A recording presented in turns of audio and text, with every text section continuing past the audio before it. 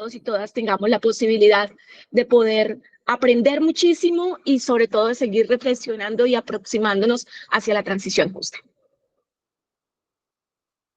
Buenos días a todas, a todos, a todes. Muchas gracias, Marely, por esa invitación al CIPAME, a los compañeros y a las compañeras de los sindicatos que conozco desde hace muchos años. Realmente para mí ha sido un honor que me hayan podido invitar a este espacio a compartir.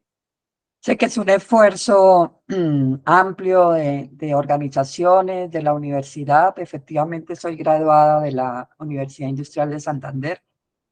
Entonces, pues, muy chévere poder compartir hoy con ustedes, con todas ustedes.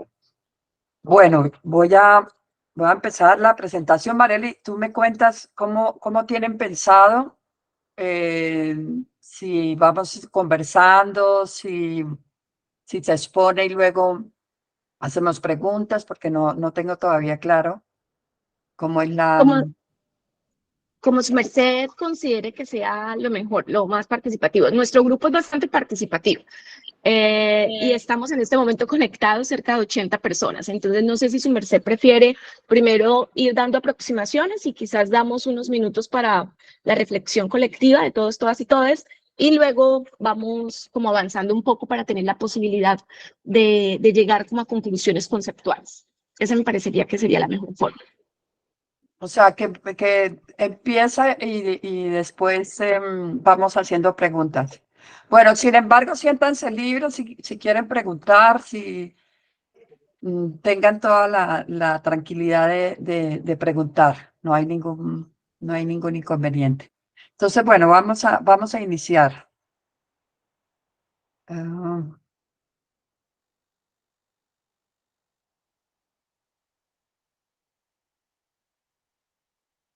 ¿Están viendo ya la pantalla? Perfecto, Tatiana. Muy bien. Bueno, la presentación de hoy, como dijo la profesora, vamos a ir abordando como algunos conceptos que nos permiten ir entendiendo de qué hablamos cuando nos referimos a transición energética y en particular a transición energética justa. Y al final voy a plantear como algunas iniciativas que están andando más, digamos, desde el lugar de las transiciones más socioecológicas, ¿no? Entonces, la presentación está, digamos, planteada para abordar el momento que vivimos de las crisis, el sistema energético, cómo lo entendemos, qué retos tiene la transición, la transición energética justa, entonces, cuáles son esos debates y propuestas que se han venido haciendo, y voy a cerrar con este planteamiento de los cambios culturales. Entonces, es importante empezar diciendo que estamos viviendo un tiempo de crisis. Digamos, algunos autores plantean que lo que está pasando, digamos, en el mundo es ya no, digamos, una simple crisis que se supera y que entramos a una nueva crisis, sino que estamos en un momento en el que se conjugan múltiples crisis, ¿no? Algunos hablan de la policrisis, otros hablan de la crisis civilizatoria o de policrisis en clave de crisis civilizatoria. Y es que es un tiempo en el que muchas de estas crisis se instalaron y están, digamos, colocando mucha incertidumbre por lo que pueda pasar. De hecho, esta semana, por ejemplo, se dice que por primera vez el planeta tuvo una temperatura por encima de los 2 grados, promedio de los 2 grados, que se supone que ya es un umbral bastante complejo. Entonces, para entender eso, voy a empezar, digamos, planteando que tenemos que entender que el planeta es un sistema cerrado en términos de materia, pero abierto en términos energéticos. O sea, nosotros recibimos energía todos los días del sol y esa energía pues es infinita. mientras que los materiales que tenemos, pues son los que hay, no hay más. O sea, lo que hay si mucho, digamos, algún material que pueda caer de algún meteorito y eso, pero no será mucho. De hecho, muchas de cosas que hoy se están hablando es de hacer minería en meteoritos, bueno, que son cosas que seguramente en otro momento hablarán ustedes durante este proceso formativo. Entonces, la Tierra es un sistema que contempla varios ciclos, ¿no? Casi siempre se habla del ciclo del agua, pero hay un ciclo del carbono, está todo el proceso digamos, del sol, de la fotosíntesis. Entonces, la Tierra siempre funcionó, digamos, como un proceso en el que ese ciclo permitía, digamos, que hubiera una cierta estabilidad en el planeta. Pero eso obviamente ha ido cambiando porque nosotros hemos incrementado nuestro metabolismo. Metabolismo social es un concepto, digamos, que desarrolló Marx, pero que posteriormente fue apropiado sobre todo por los economistas ecológicos, que lo que plantea, digamos, es que asumiendo un poco las nociones de la biología, de la ecología, donde, digamos, eh, el cuerpo,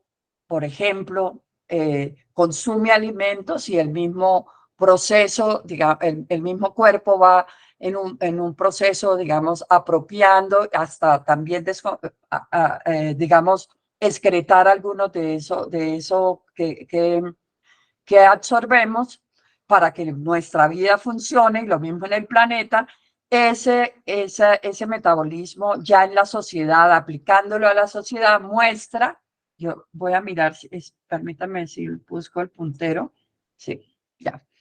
Muestra, por ejemplo, que hay un proceso en el que, por ejemplo, con el petróleo se extrae el petróleo, se hacen los procesos de refinación, de producción, digamos, de otras materias, se transporta, se distribuye, se consume, pero todo ese proceso tiene desechos, ¿sí? Y ese metabolismo en nuestra sociedad ha ido cambiando en los últimos años y cada vez consumimos más y más y más energía, como lo vamos a ver más adelante.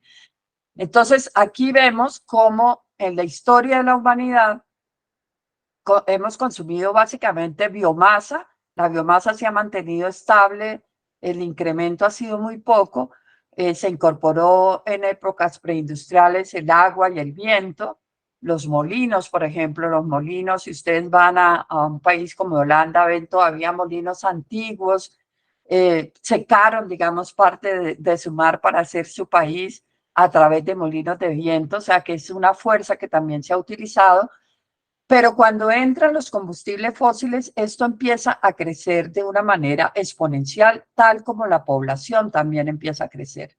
Entonces, esto es lo que muestra, digamos, cómo nuestro metabolismo social se ha ido incrementando. O sea, cada vez consumimos más y más materia y energía.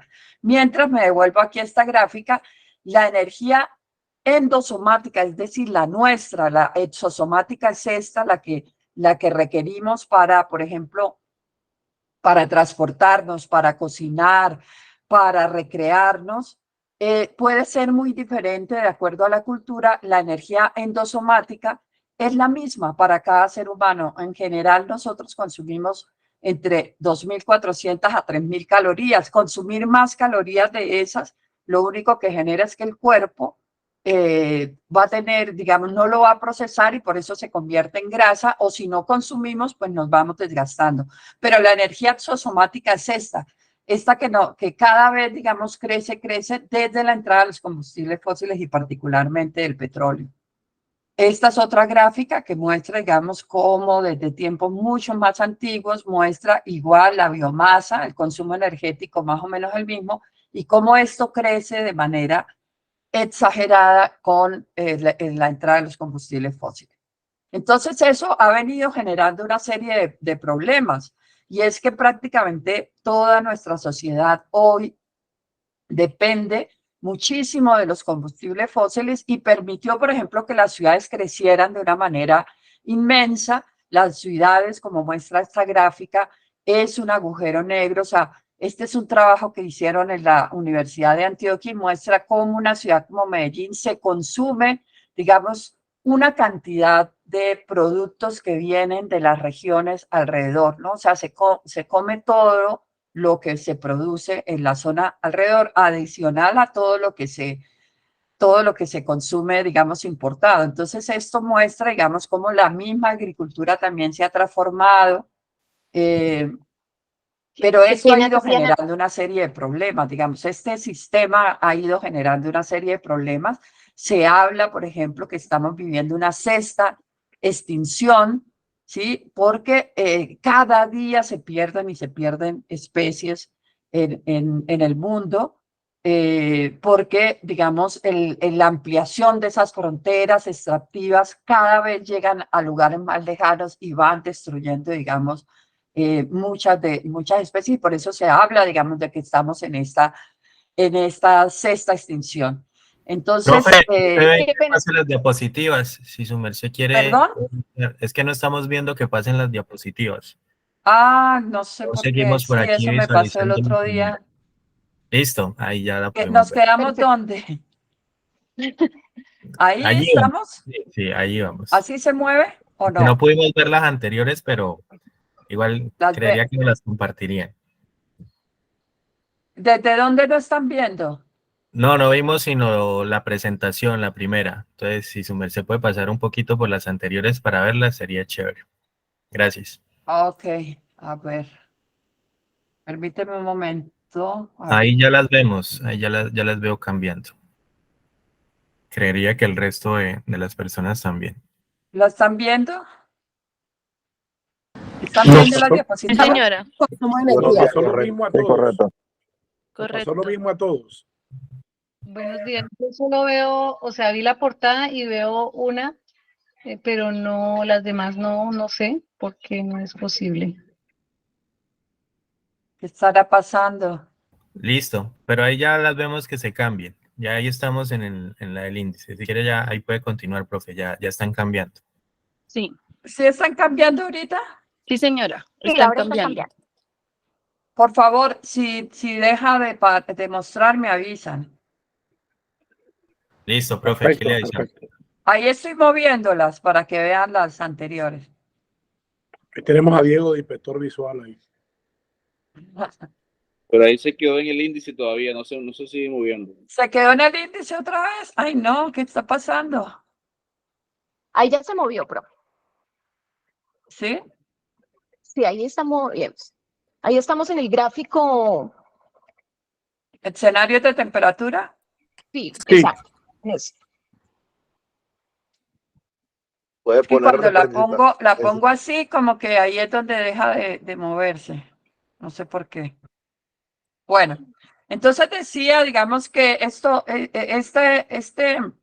digamos, nuestra civilización está generando una serie de crisis y claro, de la que más se habla es la crisis climática y es la que ha acaparado la atención en los últimos tiempos, pero ya hablaba, digamos, en términos de biodiversidad.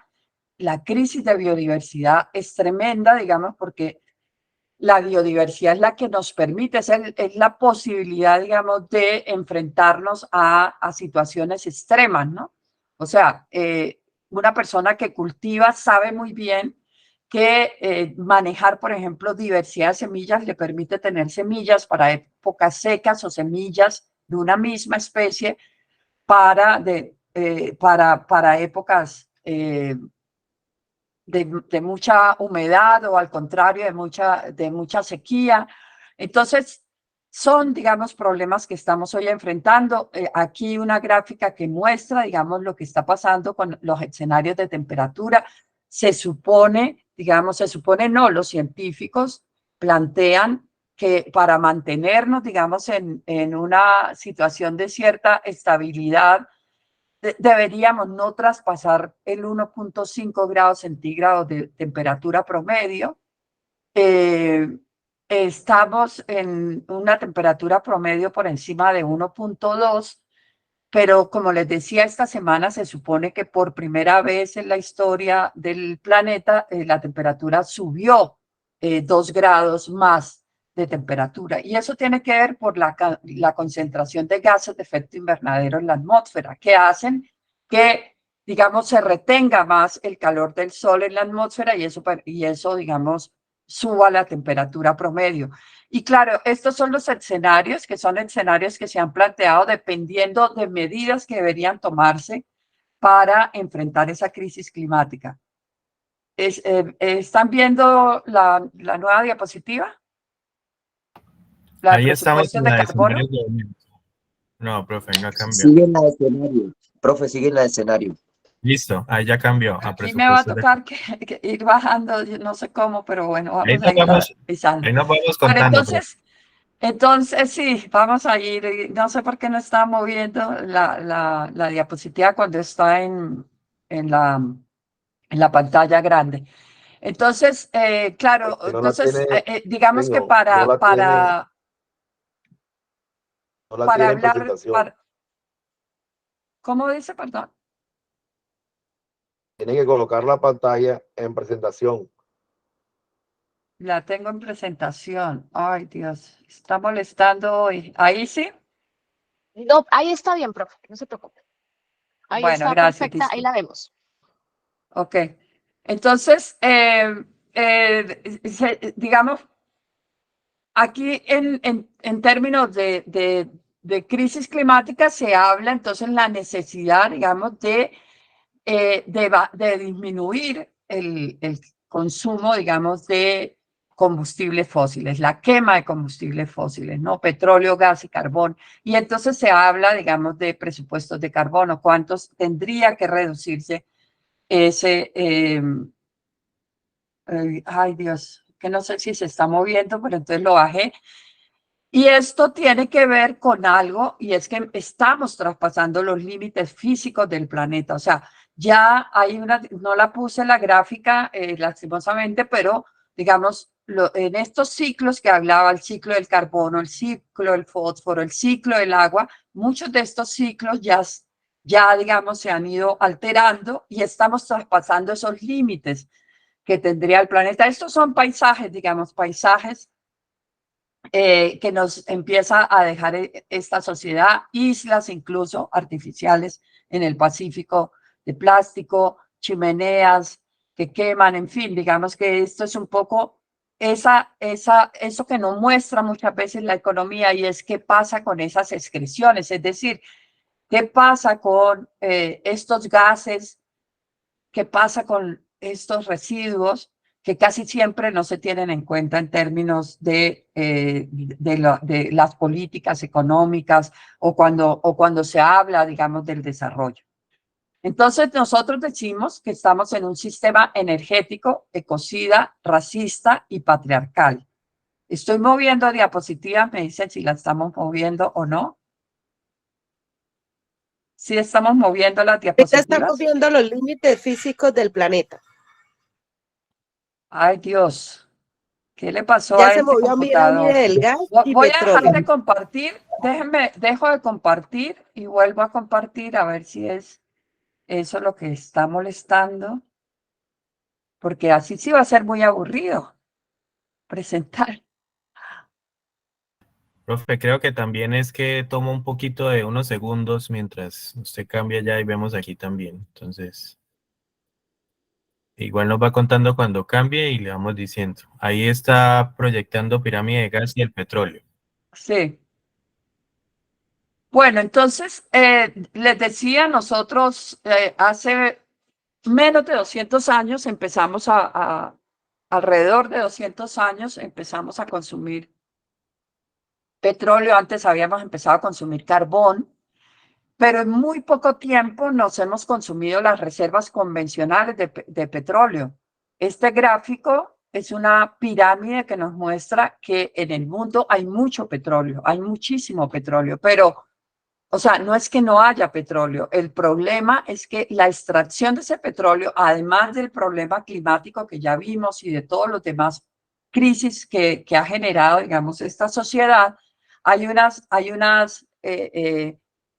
otros límites que tienen que ver con tecnología y precio, o sea, estas reservas convencionales se lograron extraer en unas condiciones muy favorables en las que energéticamente, económicamente era muy fácil de extraer, incluso estaban en muchos casos someras, casi que no hubo ni siquiera necesidad de hacer grandes estudios para encontrarla. Sin embargo, estos límites son los nuevos límites, el límite de precio y tecnología y el límite de la energía recuperada o la invertida para extraer ese petróleo que hay ahí.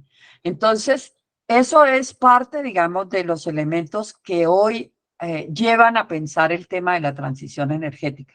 O sea, no es solamente que el petróleo convencional se está acabando, sino que ese petróleo no convencional, lo que se conoce como esos yacimientos no convencionales, tienen cada vez más costo para extraer, requieren tecnologías que muchas veces están apenas poniéndose en prueba y la energía que se requiere es muy alta. Estoy cambiando de diapositiva para mostrar cómo, digamos, lo que se conoce como el abismo energético, o sea, la tasa de retorno energético ha ido cada vez decayendo. Entonces, aquí ustedes miran los campos históricos de petróleo. Se invertía un barril de petróleo en los primeros años de actividad petrolera. Se invertía un barril de petróleo y se podían recuperar entre 100 y 200 barriles de petróleo. Los campos ya, digamos, del principio. De pirámide. ¿No están Aún no viendo? hemos cambiado de diapositiva, no, aún no la hemos cambiado. Ahora sí, Ya, perfecto, ahora ya. sí. Ay, no, esto está feísimo. ¿Qué voy a hacer?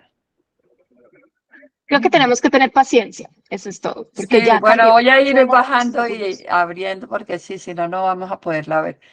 Entonces, digamos que esta, no sé si es por el puntero que lo coloco y se deja de mover. Bueno, entonces decía que la tasa de retorno energético ha ido cayendo, esto es lo que se conoce como el abismo energético. Entonces los campos, digamos, de principios de este siglo más o menos requerían un barril de petróleo y se recuperaban 50 barriles de petróleo. Los convencionales actuales más o menos están entre 25 barriles de petróleo por un barril de petróleo que se invierte. Y sin embargo, digamos, el viento tiene menos tasa de retorno energético, la energía nuclear menos, o sea, se requiere mucha energía para producir energía. Los yacimientos, digamos, de no convencionales, por ejemplo, los del fracking, pueden tener tasas de retorno energético de 10 barriles, se invierte un barril y solo se recuperan 10. Las arenas bituminosas, que por ejemplo Canadá requiere mucho, es un proceso que necesita muchísima energía porque el petróleo está atrapado en una arena que requiere ser lavada, pero es un petróleo pesado y entonces eso es casi que un proceso industrial para poder sacar ese petróleo. Entonces, eso, digamos, es también elemento, digamos, de lo que uno podría llamar la crisis energética. Pasamos. Entonces, nos habla Michael Clerc que estamos en tiempos de energías extremas porque cada vez se requiere más agua y más materia y energía para extraer energía, pero también se produce más contaminación, los accidentes laborales son más frecuentes, la tasa de retorno energética es menor y hay un alto consumo de agua. Él dice, son desastres extremos, métodos extremos, oposición extrema, agua extrema, y por eso, digamos, habla de las energías extremas. Y aquí, y voy a hacer así, me disculpan, no es muy bonito, pero por lo visto va a ser la única forma de poderles mostrar. Esta diapositiva nos muestra el breve intervalo del petróleo en la humanidad. O sea, uno podría decir que el petróleo es un accidente de la humanidad. O sea, si ustedes recuerdan esas primeras gráficas que les mostré, que mostraba cómo hemos dependido básicamente de la biomasa, seguramente los próximos siglos vamos a volver a depender de la biomasa, fundamentalmente, que es básicamente energía solar, aunque el petróleo también es energía solar solo que es energía solar fósil, es decir, la biomasa que se depositó en los fondos de los océanos y que poco a poco se fue convirtiendo en una pócima mágica, como decimos nosotros, pero que la desgastamos en muy poco tiempo, o sea, en menos de 200 años, 300 años seguramente máximo, no creo que alcance a llegar a tanto el petróleo. Entonces, este mundo que hoy está completamente diseñado por el petróleo, seguramente se transformará mucho en los próximos años y por eso, como van a ver más adelante, yo hablaré, cuando hablo de transiciones, voy a hablar mucho de transformaciones culturales. O sea, el mundo necesita transformaciones culturales para pensar las transiciones. Entonces, la transición tiene unos retos enormes, ¿sí? Tiene unos retos enormes y es que uno de los primeros retos debe ser cómo, por ejemplo, se vuelve a recuperar el control sobre la energía, porque hoy es todo lo contrario, ¿sí? La energía, quien controla la energía, controla pueblos y territorios, ¿sí? Entonces lo vemos, digamos, con el caso del petróleo, los conflictos de los últimos tiempos, detrás de todo tiene que ver el petróleo, el conflicto, digamos, en Ucrania, entre Ucrania y Rusia, tiene que ver por el gas, digamos, de Rusia, por los yacimientos hidrocarburíferos que hay ahí en toda esa región. Incluso hoy se está hablando que parte del conflicto que hay en Palestina tiene que ver también con, además, digamos, de elementos históricos, políticos, tiene que ver también con reservas de petróleo y digamos, en cómo se dan los procesos, digamos, para transitar por esta región y poder mover, digamos, materia y energía, que es básicamente lo que se requiere. Entonces ahí hay un reto enorme y es cómo se recupera el control de la energía cuando hoy la energía está controlada por pocas empresas, ¿no? Lo vemos aquí en Colombia.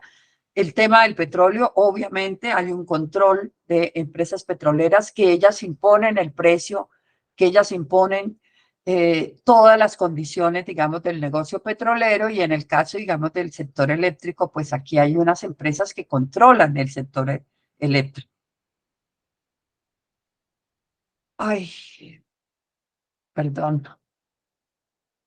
Creo que no hay. Entonces, la pregunta es si la transición es un mero cambio de matriz energética. ¿Qué implica cambiar, digamos, una matriz energética que hoy es fundamentalmente fósil? Y nos dicen, bueno, pasémosla aquí a las manos de las renovables y entonces todo va a seguir muy bien.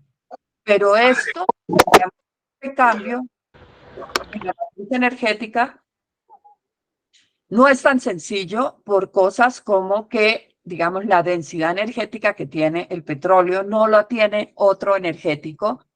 La facilidad de transporte del petróleo no la tienen, digamos, las renovables. Las demandas que se requieren de materias y de otros elementos no, van a ser muy fuertes, digamos, con las renovables. Entonces, hay elementos que son problemáticos para pensar la transición energética. Y aquí me quiero referir básicamente a un asunto, digamos, que también es un reto en esta transición pensada de cara a las renovables, y es la minería para la transición.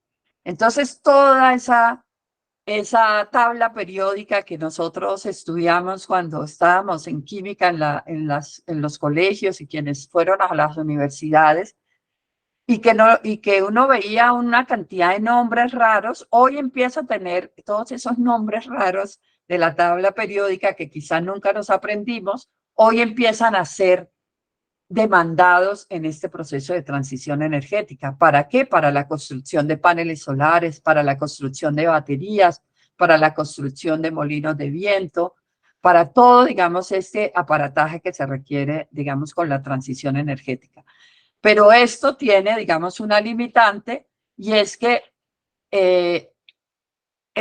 digamos, la extracción de estos minerales también demanda energía, ¿sí? También genera residuos, también genera, digamos, otros problemas. Entonces, cuando se ve, digamos, cuando se reduce la discusión de la transición energética a un tema como si fuera meramente el carbono en la atmósfera, y entonces se dice el petróleo genera digamos, estos problemas que obviamente son ciertos, no solamente la generación de gases de efecto invernadero, sino todos los problemas territoriales que genera la extracción de petróleos, la generación, digamos, de muchos residuos en el mundo, de este mundo, digamos, que se ha ido plastificando. Y nos dicen, pasamos a las renovables y con las renovables vamos a tener otra situación, es que en realidad también, digamos, hay problemas de esta naturaleza. Estos gráficos, digamos, nos van mostrando como todos esos análisis energéticos de la transición energética, o sea, cómo se mueve la energía, ¿no? En esos procesos. Y entonces, la minería para la transición, como venía diciendo, también va a requerir procesos y también va a requerir, va a generar problemas, aunque pueden haber procesos de reciclaje, aunque pueden haber procesos, digamos, de eficiencia, en realidad gran parte, digamos, de esos materiales van a ser contaminantes, ¿no? Como lo muestra en esta gráfica, ¿no? Entonces, el proceso de extracción, de elaboración, hasta que llega, digamos, a este proceso digamos, de residuos, ¿no? De materiales que ya se están viendo en muchas partes del mundo, ¿no? Ay, esto está muy aburrido teniendo que salir y volver a entrar para que ustedes puedan mirar, pero bueno, vamos a seguir haciéndolo así.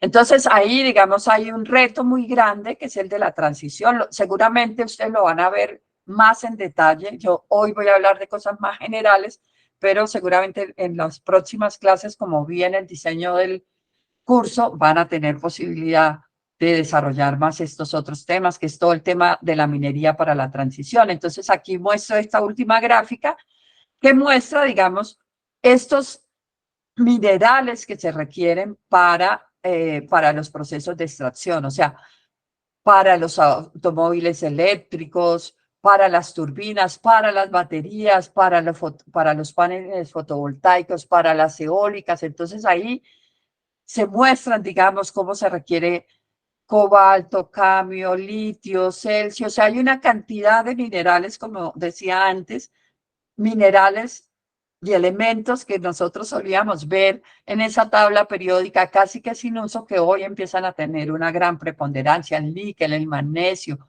sea, muchísimos minerales que se requieren para la transición. Ahora, hay otro reto que es importante y para ustedes mucho más, que es el tema de la transición y el trabajo, ¿sí? ¿Qué va a pasar con el trabajo, no? Hay estudios que muestran que la transición seguramente va a haber una pérdida importante de puestos de trabajo en el sector de los combustibles fósiles. Este es un trabajo académico que lo que hizo fue un modelamiento y muestra, digamos, que se pueden ganar muchos más trabajos, que se van a perder 9.5 millones de puestos de trabajo, pero se van a ganar 17.4 millones de puestos de trabajo en energías renovables. Claro, no es solamente el empleo, puede ser que haya más empleo, habría que mirar en qué condiciones se da ese empleo, porque lo que hasta ahora se ha visto, digamos, es que las renovables suele tener un empleo un poco más informal y menos mejor pago que el que puede existir en los combustibles fósiles, en la extracción de petróleo o la extracción misma del carbón. Pero ese es un reto que tienen ahí los trabajadores y las trabajadoras, cómo, digamos, se oferta un empleo, o sea, no solamente que haya oferta de empleo, sino que ese empleo también sea de calidad, ¿no? Este es otro trabajo, que es el trabajo del Foro Mundial Económico, que es un poco menos optimista que el anterior, pero sin embargo también plantea que se van a generar, la energía limpia va a generar 10.3 millones nuevos de empleos netos a nivel mundial para el año 2030, es un poco más, digamos, más conservador sus cifras, muestran qué sectores, digamos, básicamente dice que lo que más se va a conseguir trabajo es en las mejoras de eficiencia energética, en la generación de energía, en la producción de carros, en las redes, en la bioenergía, pero digamos estas últimas, los carros, la generación de energía y la eficiencia, donde digamos se van a generar mayores puestos de trabajo, mientras que donde se augura digamos una pérdida más grande de puestos de trabajo es el sector del carbón, que es el que está siendo más cuestionado, digamos, en este proceso de la transición energética, y una reducción también importante en términos del sector del gas y el petróleo. Bueno, a ver, saliéndonos aquí para seguir. Entonces, digamos, en esto de la transición energética, han habido muchos debates y muchas propuestas. Digamos, la propuesta predominante ha sido, como ya venía contando antes, que la transición es un cambio en la matriz energética, ¿sí? Entonces hay sectores que han planteado que esa es simplemente dejar los fósiles o reducir el consumo de fósiles, la extracción de fósiles, la quema de combustibles fósiles y pasar a un modelo descarbonizado, dicen estos sectores, pero esto es lo que muchos consideramos una transición corporativa, es decir, todo se mantiene igual, es decir, las relaciones de poder que hay en el sistema energético, un modelo centralizado, un modelo, digamos, controlado por pocas empresas y digamos, la gente no tiene ninguna posibilidad ahí. Pero hay otros debates que se han venido haciendo de otros sectores, que son sectores que han venido, digamos, hablando desde diferentes lugares. Entonces, por ejemplo, las redes antipetróleo empezaron a posicionar hace ya muchos años, más o menos 2 décadas, empezaron a posicionar que había que dejar el petróleo en el subsuelo. O sea, empezaron planteando una moratoria al petróleo, una moratoria que se implementó en algunos países, por ejemplo, en Costa Rica. Hasta este año, en diciembre, hay una moratoria a las actividades petroleras en ese país que se frenaron completamente desde hace más de 10 años. Aquí en Colombia estamos actualmente viviendo una moratoria a nuevas exploraciones petroleras, pero de ese discurso de la moratoria se pasó a la discusión de dejar el petróleo en el subsuelo, que hace 20 años sonó muy radical, pero que hoy adquiere una importancia enorme por todos los debates climáticos que hay. Y ya entonces instituciones de Naciones Unidas e incluso la misma Agencia Internacional de Energía dicen sí, es necesario dejar en el petróleo, dejar en el subsuelo reservas de petróleo, reservas de carbón, reservas de gas, si no queremos que el planeta traspase el umbral de los 2 grados centígrados de temperatura. Otros debates han girado más en torno a la autonomía, a la soberanía en la transición energética. Entonces, hace muchos años, muchos grupos empezaron a hablar de cómo recuperar la autonomía energética, cómo hablar de soberanía energética. Se dieron discusiones con trabajadores, con grupos de estudiosos, y hoy, digamos, esas nociones de autonomía y soberanía se incorporan también en el debate de la transición energética. Entonces, aquí han habido, digamos, discusiones muy claves como las que pusieron los trabajadores hace muchos años, que es el de la justicia en la transición. Y el de la justicia en la transición, porque la transición, cuando ese concepto se empieza a incorporar, cuando se dan, digamos, algunos cambios en sectores productivos en países como Alemania, como Estados Unidos, donde se transformaba, digamos, un sector, pero los trabajadores no, digamos, no se tenía en cuenta las condiciones de los trabajadores. Entonces ahí se empieza a incorporar la noción de la justicia, pero esa noción de la justicia que se pensó inicialmente mucho en términos de los trabajadores, empieza a cambiarse con los años y empieza, digamos, a adquirir otras dimensiones de la justicia. ¿Qué pasa con las regiones que van a dejar, por ejemplo, de extraer petróleo, de carbono, petróleo, lo que está pasando hoy, por ejemplo, en la zona del Cesar. ¿Qué pasa con esas regiones? O sea, ¿cómo así que una empresa se va y no resuelve los asuntos de las comunidades? ¿Qué pasa con el Estado frente a los cierres de minas? Entonces, esa noción de justicia se fue ampliando a la justicia ambiental, a la justicia social y ya no solamente, digamos, a la justicia de los trabajadores, sino incluso también el debate que han ido poniendo en los últimos años las mujeres. Y en estos debates de autonomía y soberanía se han incorporado también asuntos como la pobreza energética. Por ejemplo, en el debate, en estos días estuve en una presentación y he venido siguiendo bastante el caso de Uruguay, que es un país que tenía una matriz eléctrica dependiente de los fósiles y la cambió completamente está, digamos, prácticamente en las renovables hoy, incluyendo la hidroeléctrica y las no convencionales, las energías renovables no convencionales. Allá, por ejemplo, los trabajadores dicen, hay un caso de pobreza energética, o sea, efectivamente se cambió las condiciones digamos, primero redujeron importaciones de petróleo porque no son productores de petróleos. Eso les significó una reducción de los costos de la energía, pero, por ejemplo, el costo de la energía ha subido considerablemente. Entonces, los trabajadores hablan, aquí lo que ha pasado es que hay en este momento un proceso de pobreza energética. Entonces, son conceptos que se van incorporando en el debate, que algunos de ellos ya han estado presentes desde hace mucho tiempo en los debates, digamos, de la energía. Y bueno, aquí en Colombia nosotros planteamos hace unos años, hicimos este documento, yo creo que fue de los primeros documentos que se hicieron en Colombia sobre el debate de la transición energética.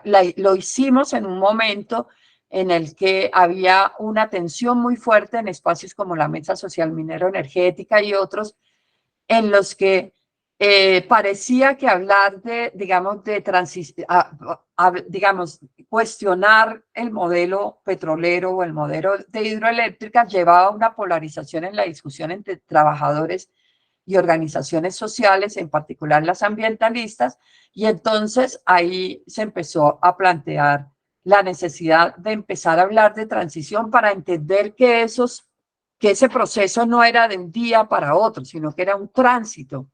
Y en ese tránsito teníamos que pensar a dónde queremos llegar, porque si nosotros simplemente hablamos de la transición, pero no hablamos de a dónde queremos ir con esa transición, pues nos quedamos seguramente pensando, como suele pasar hoy con la mayoría de digamos, con el debate, con las propuestas de la transición energética corporativa, como que la transición es simplemente un cambio en la matriz energética, que muchas veces ni siquiera ha habido cambio, sino una ampliación de la matriz energética.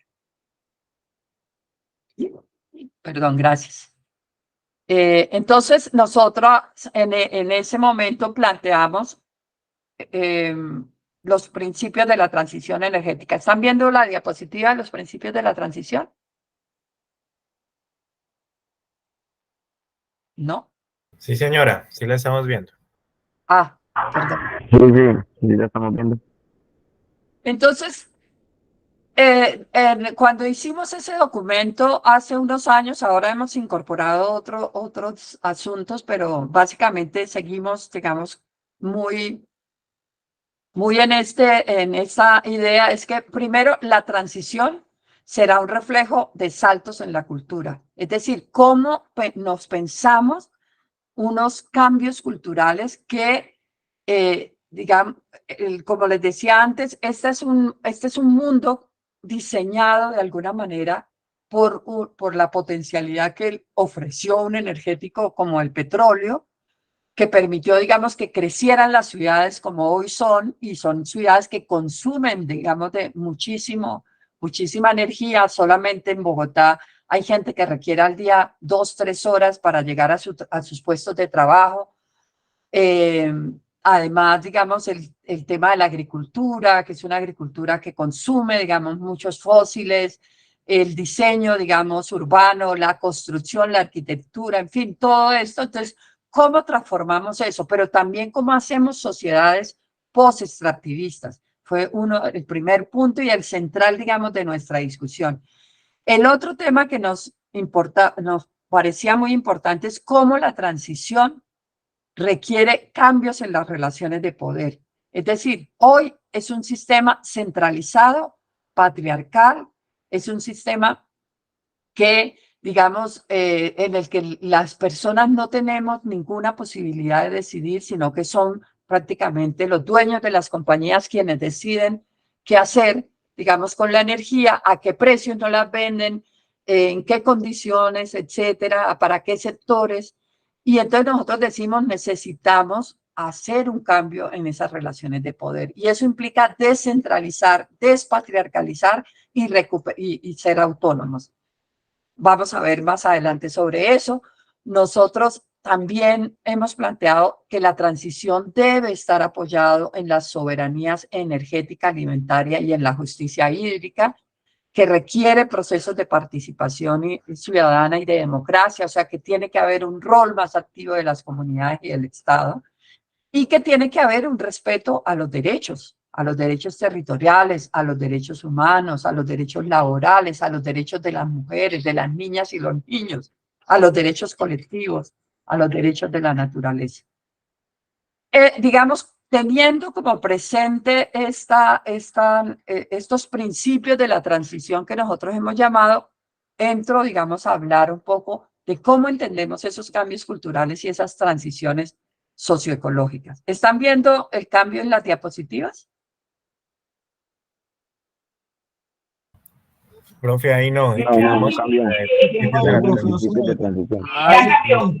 Disculpen. Ahora sí. Sí, aquí ya es que me toca salirme de la presentación. Usted ya la encontró. Bueno, entonces, ahí sí.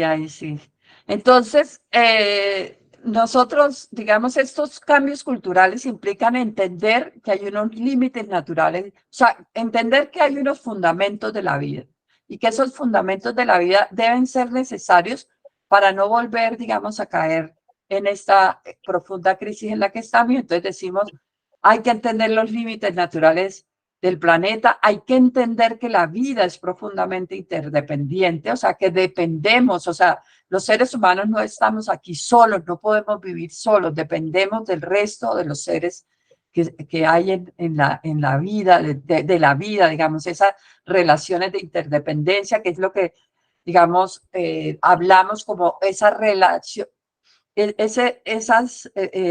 relacionalidad que tenemos, digamos, con la vida. Tenemos que entender esos flujos de materia y energía, es decir, nosotros cuando nos apropiamos de algún material, eso tiene un proceso largo, ¿sí? Y eso, en ese proceso de transformación, así como se va transformando, también va dejando excreciones. Entonces hay que entender esos flujos de la materia y la energía. Hay que entender que la biodiversidad es realmente nuestra garantía y hay que pensar en procesos de cooperación, o sea, de cooperación entre pueblos, de cooperación entre países, de cooperación, o sea, porque obviamente necesitamos pensar que hay algunos con unas potencialidades y otros que no tienen esas mismas potencialidades. Bueno, voy a pasar directamente a esta diapositiva. Entonces aquí nosotros vemos, digamos, la transición energética como parte de un cambio cultural que implican otras transiciones, no solamente la energética, ¿no? O sea, hay que incorporar otro tipo de transiciones, por eso hablamos de las transiciones socioecológicas y en ese sentido decimos hay que descarbonizar, sin duda, desconcentrar, desmercantilizar la energía, despatriarcalizar la energía y democratizar la energía, ¿sí? Entonces, en esas 5D, 6D, otros hablan de muchas otras Ds y seguramente sí las hay. tenemos que pensar la transición energética en esa perspectiva, pero entendiéndola en un contexto más amplio, que es este contexto de un cambio cultural y la transición energética como parte, digamos, de esas transformaciones que se van a dar, que se tienen que dar. Entonces aquí pues hemos puesto ejemplos de cómo, digamos que esos cambios que muchas veces se dicen son cambios que son lentos, ¿no? La gente dice, no, los cambios son lentos, los cambios culturales son muy difíciles, pero han habido momentos, digamos, de guerra, lo vamos a ver ahora, pero estos son cambios, por ejemplo, que se han dado en ciudades europeas, Copenhague en el 60, Copenhague ahora, digamos, donde la gente puede ya entrar, caminar por los centros históricos. Hay cientos de ciudades en el mundo que están sacando los autos de las ciudades, ¿sí? Yo soy de Bucaramanga y cada vez que voy a Bucaramanga es una crítica tremenda al uso de la bicicleta porque incluso quien no tiene auto, aboga por el auto, ¿sí? O aboga porque esa persona que tiene auto, que suele ser un privilegiado, tenga el privilegio de usar las calles, mientras que las calles deberían ser para todo el mundo. Esta es Ámsterdam, digamos Ámsterdam antes de los 70, porque el proceso de transición en Ámsterdam con las bicicletas empezó con las crisis energéticas de los 70 y hoy Ámsterdam son ciudades como Copenhague en donde la bicicleta, digamos, empiezan a ser la reina, ¿no? Los cambios culturales, como decía, también pueden ser rápidos, casos guerra, ¿no? El caso en Inglaterra, por ejemplo, cuando están en la Segunda Guerra Mundial, necesitan imponer, digamos, una política que promueva la agricultura, porque ellos eran profundamente dependientes, son una Perdón, no isla. estoy escuchando nada. ¿Será la señal allá o no será la mía? ¿Me están oyendo? Sí, está. Compañero, sí, Perfectamente. Es tu señal. Perfectamente, doctora. Sí, se escucha Sí, muy Ay, bien. gracias. Fuerte y Te claro, estamos fuerte y escuchando claro. bien, Tatiana. Te estamos escuchando bien, Tatiana. Gracias. Es la señal de Entonces, José que está mala. sigamos, sí. Pues si la próxima vez, si quieren, para no interrumpir, pregunten en el chat. Y si soy yo la que estoy perdiendo la señal, me avisan. Bueno, entonces decía, durante la guerra en Inglaterra, por ejemplo, tuvieron que emprender un proceso de promoción de huertas para evitar ser, digamos, cercado en cierto momento y tener que rendirse ante los fascistas, porque ellos son una isla y entonces empiezan todo un proceso de promoción de huertas y logran cuando terminan la guerra, terminan siendo ya ellos completamente autosuficientes en el tema de la soberanía energética, o sea, logran producir alimentos durante el periodo de guerra. Esa lógica, digamos, de las huertas urbanas en Inglaterra en muchos lugares se quedó, como en muchos otros lugares de Europa, y que fueron procesos que se dieron, digamos, en el contexto de guerra, ¿no? Han habido procesos, por ejemplo, también de transiciones de otra naturaleza, por ejemplo, en las guerras, de cómo se dejó de producir automóviles para producir armamento, o sea que esas transiciones se pueden dar si hay, o sea, las estoy mostrando no para decir que hayan sido buenas como esta, que fue dejar de producir una cosa para producir elementos de guerra, pero para mostrar cómo si se quiere dar un proceso de reconversión, hay políticas, hay apoyos, etcétera, se pueden dar esos procesos. Entonces, digamos que las transiciones obviamente requieren eso, requieren políticas, requieren apoyos, requieren, digamos, cambiar, digamos, entender que se tienen que dar transformaciones y que las transiciones no es simplemente seguir haciendo lo mismo, ¿no? Porque entonces la gente cuando uno plantea este tipo de cosas va a decir, no, pero es que ahora, ¿no? Pues claro, hoy somos de una cierta manera, pero si estamos hablando de que hay que hacer una transición, pues tenemos que pensar cuáles son esos cambios que se tienen que dar.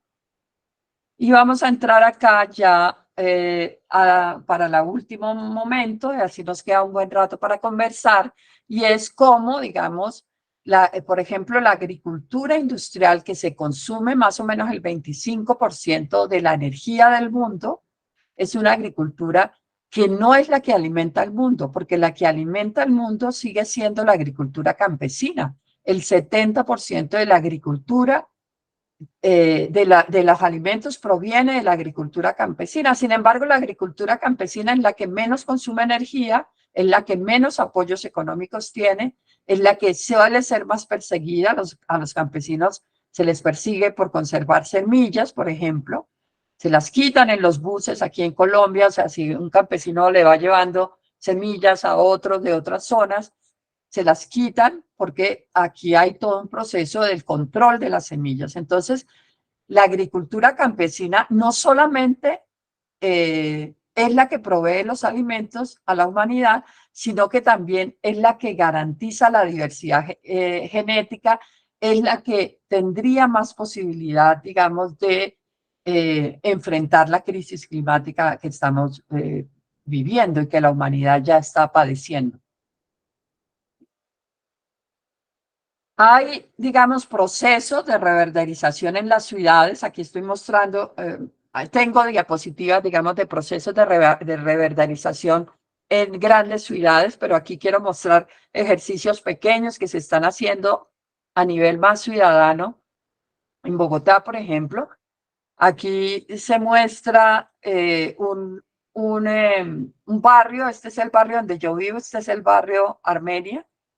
Bueno, todo este sector de Teusaquillo, donde hay un movimiento muy fuerte de paqueros, que son personas que reciclan sus residuos orgánicos en este tipo de estructura que estoy mostrando aquí con el puntero,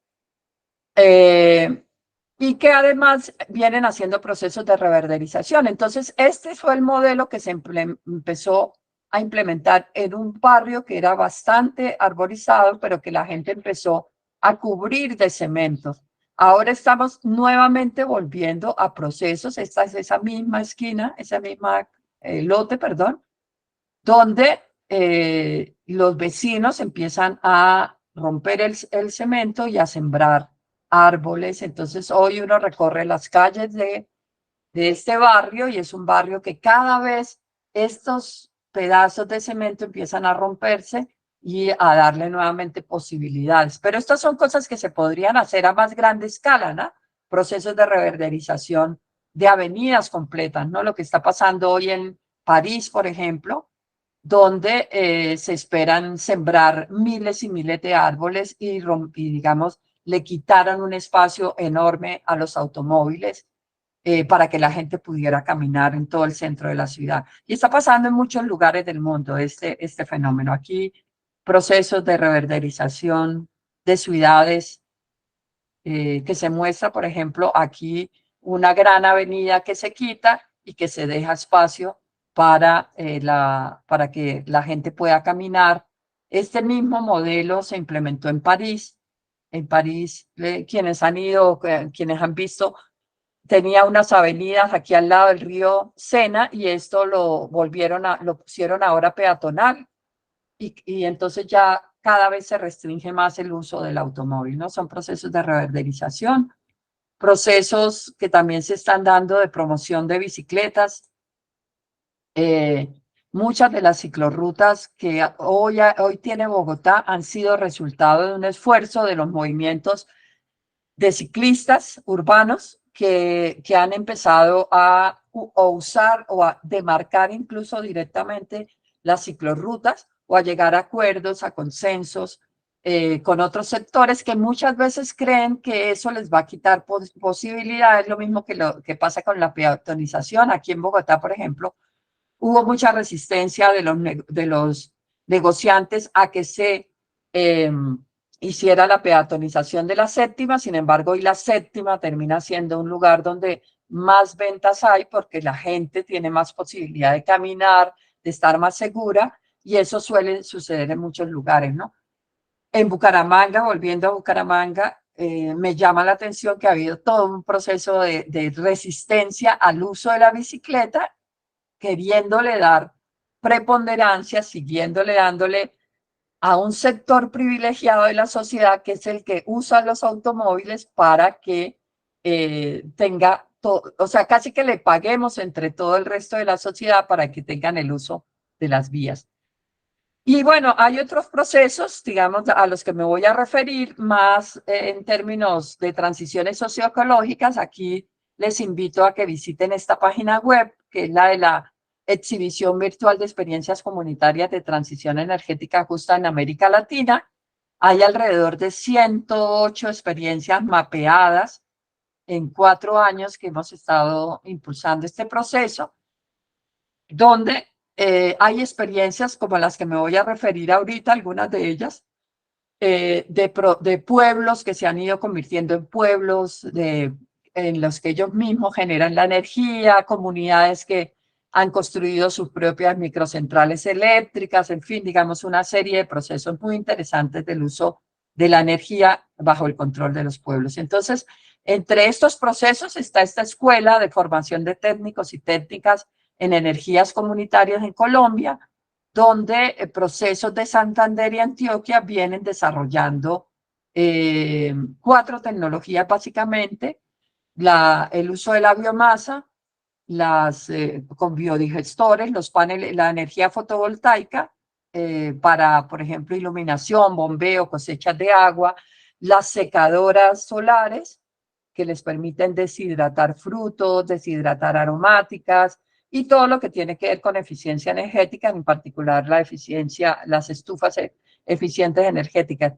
Han logrado, por ejemplo, una vinculación mayoritaria de mujeres, rompiendo, digamos, el mito de que en temas tecnológicos son los hombres quienes tienen ese control.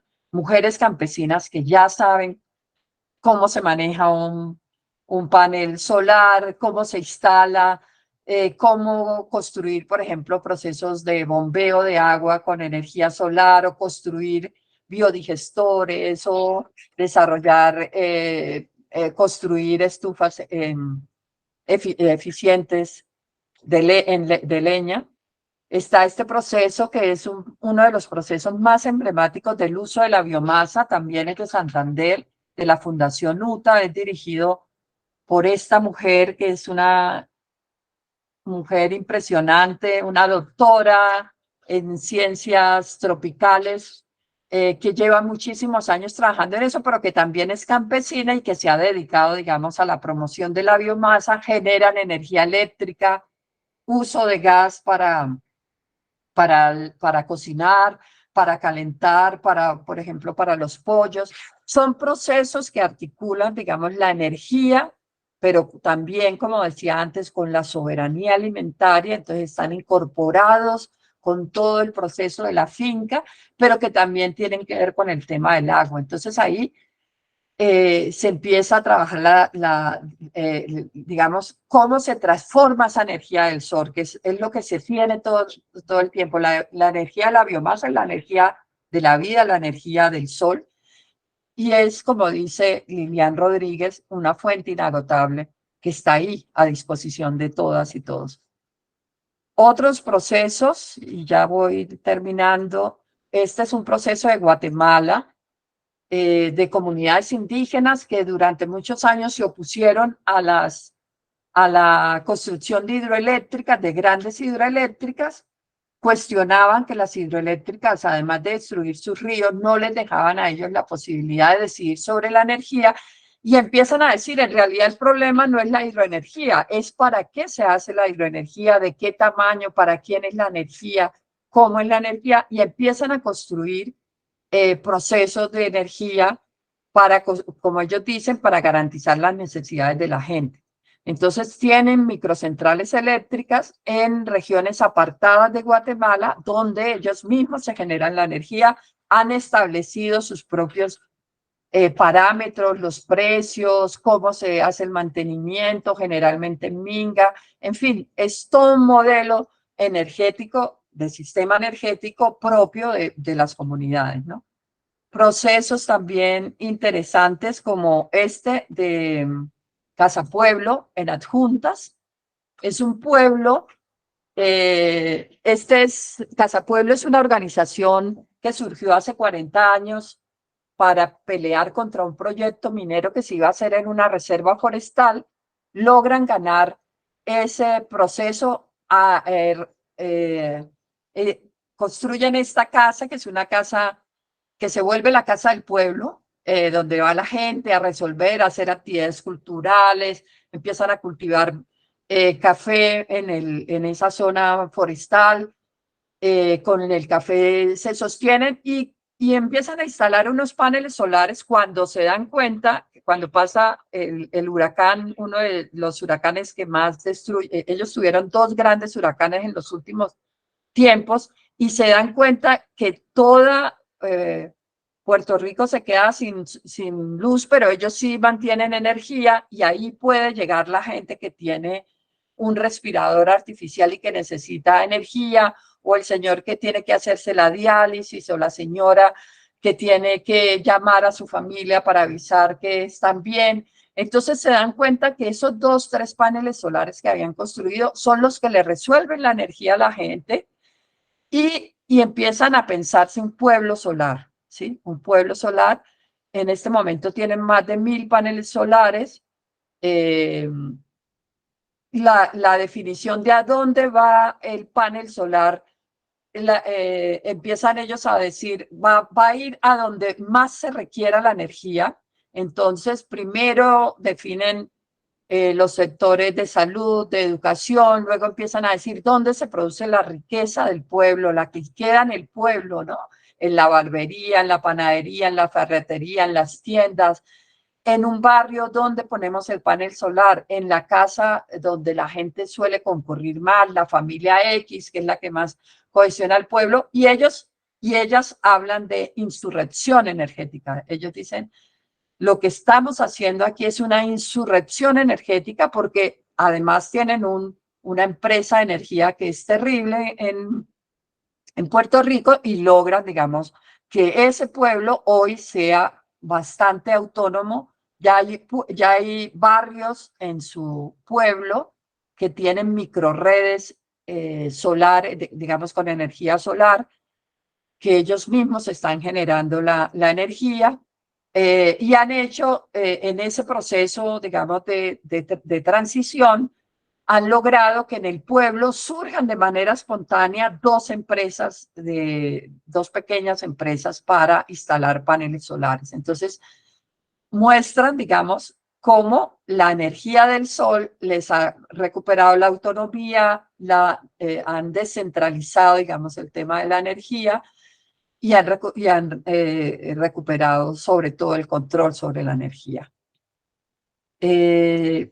Otra experiencia en Santander, que es la experiencia del colectivo de reservas campesinas y comunitarias, que hace parte de la escuela, que es un proceso que ha logrado, digamos, también uso, digamos, de la energía solar para bombeos, para producción de peces, que han transformado, digamos, fincas que estaban completamente deforestadas y las han ido, digamos, recuperando en Lebrija, que es una zona muy deforestada. Entonces son procesos que ya están de cara, digamos, a la transición, a las transiciones socioecológicas de las que estaba hablando. Termino entonces aquí con la propuesta del Pacto Ecosocial Intercultural del Sur, que nos plantea, digamos, elementos ya, digamos, más transformadores de reformas tributarias, de sistemas de cuidados nacionales, de la soberanía, de fortalecer y priorizar la soberanía alimentaria, de construcciones de economías y sociedades posextractivas, de recuperación de autonomía, el debate sobre la deuda externa, la renta básica universal, en fin, digamos, elementos que se empiezan a discutir en un contexto, digamos, para contrarrestar lógicas en Europa que están hablando de los pactos verdes, donde básicamente lo que se quiere es transformar la matriz energética a costa de nuestros países, que sigamos siendo proveedores de materias primas. Entonces han surgido este tipo de iniciativas. La última diapositiva nos habla del pluriverso y es entender que este es un mundo de muchos mundos, ¿sí? Y que esas otras formas, o sea, que no podemos pensar en un solo modelo, sino que en realidad son muchas formas de asumirse el mundo y que esas otras formas de ver el mundo son las que nos están planteando que la respuesta a la crisis climática, a las múltiples crisis, a la policrisis o la crisis civilizatoria, es repotenciar todos esos otros mundos que se basan, digamos, en otras cosmovisiones, en otras filosofías, en otras formas de ver el mundo y que están siendo hoy levantadas por los movimientos sociales en el mundo. Muchísimas gracias. Yo dejo por ahí para que podamos conversar en el tiempo que nos queda.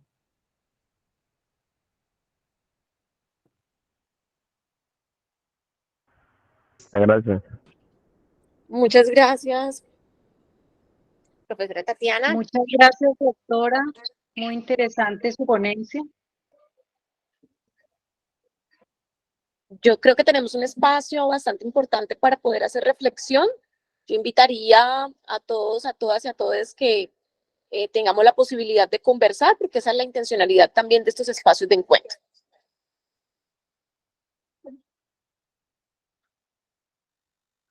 No sé si la compañera Catalina o la compañera Victoria nos ayudan con el uso de la palabra.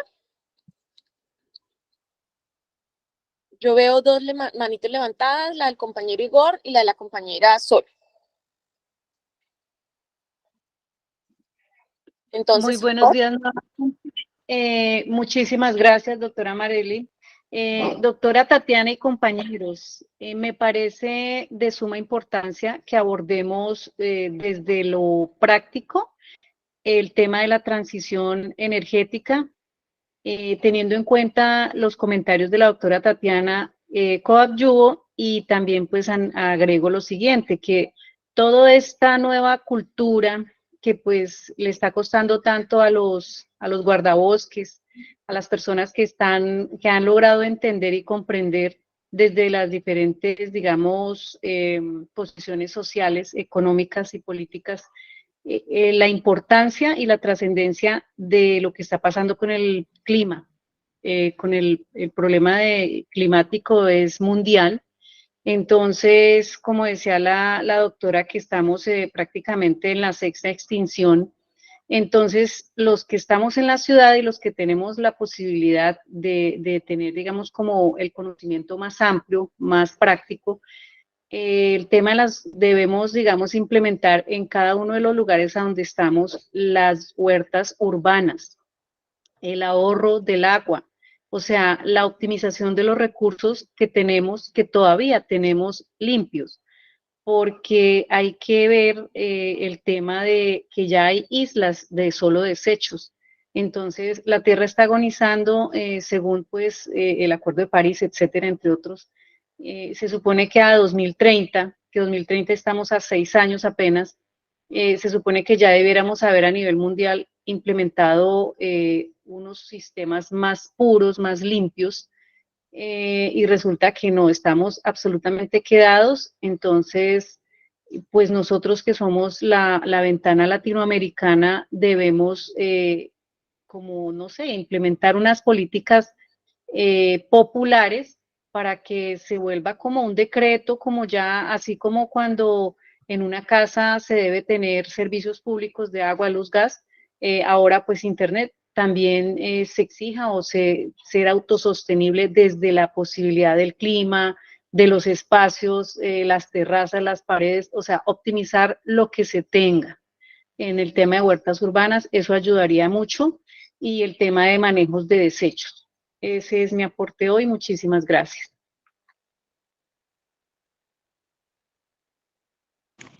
Gracias, Sol. Sigue en el uso de la palabra el compañero Igor, luego va Juan Carlos y luego Jorge.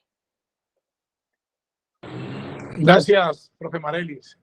Un saludo muy especial a la compañera Tatiana Roa, quien siempre le agradecemos todo lo que nos ha aportado a Sintra Carbón y a todos sus afiliados en la historia política de nuestra organización. Ha sido un apoyo muy importante en estos temas ambientales, ecológicos y demás, y ha sido siempre una maestra para nosotros.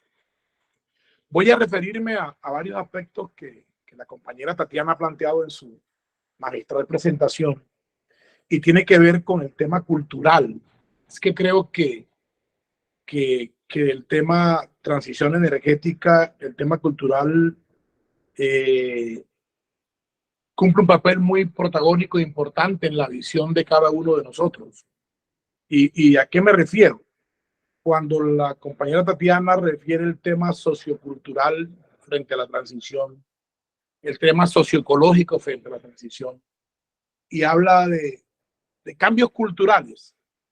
Y una de las primeras situaciones que nos toca evaluar es cómo el trabajador minero energético entiende que después del extractivismo, después de la extracción de petróleo, después de la transmisión y generación de energía y después de la explotación de carbón, hay otras posibilidades productivas y hasta energéticas, que es lo que toca empezar a trabajar a nivel de nuestras regiones y de Colombia, ¿no? Porque culturalmente el trabajador, ¿con qué soñaba hace unos años? Con trabajar en las empresas mineras, con trabajar en la industria del petróleo y con trabajar en la industria de energía. ¿Por qué? Porque definitivamente, laboralmente hablando, desde el punto de vista de la formalidad del empleo, además de los maestros, son los tres sectores que generan un empleo digno en Colombia. Pero ese empleo digno va de la mano de que afecta al medio ambiente, de que afecta socioculturalmente a las regiones, que desplaza comunidades, que afecta a la mujer como un sujeto social importante laboral que no es tenido en cuenta por estos tres sectores en su gran mayoría. Y surge el criterio cultural de decir, bueno, después de tener excelentes salarios socialmente en mi región, ¿cómo asumo permitir que ya no trabaje más en ese sector que me genera tantos dividendos económicos a mí desde el punto de vista social y paso a fuentes energéticas limpias que no generan la misma proporcionalidad económica y beneficios sociales para los trabajadores? Entonces, yo creo que debe desprenderse de toda esta discusión, que avalo pues que el tema sociocultural lo profundicemos más, porque, y el socioecológico, porque es como el ser humano, el trabajador, cualquier poblador de nuestras regiones entiende que lo principal que debe pasar es proteger el ecosistema, proteger el medio ambiente, ser ecológicamente propositivos. Pero eso no existe hoy, o en su gran mayoría. Existen quienes lideran los procesos, como Tatiana, como muchas ONG a nivel de Colombia, pero que definitivamente hay un choque cultural con el trabajador cuando tú le dices, hey, el carbón se tiene que acabar. En el 2034, Cerrejón debe en principio cerrar porque no hay más prórroga de contrato hasta ahora. Entonces el trabajador dice, yo de aquí para allá, ¿qué hago? Sintracarbón, entonces, ¿qué va a pasar? Entonces nos cargan a nosotros la responsabilidad cuando no es solamente de las organizaciones que representamos a los trabajadores. Y así sucesivamente, todo lo que la compañera Tatiana ha planteado, como el tema de eliminar el sistema de autos que tenemos hoy a gasolina o diésel, que genera altos niveles de contaminación.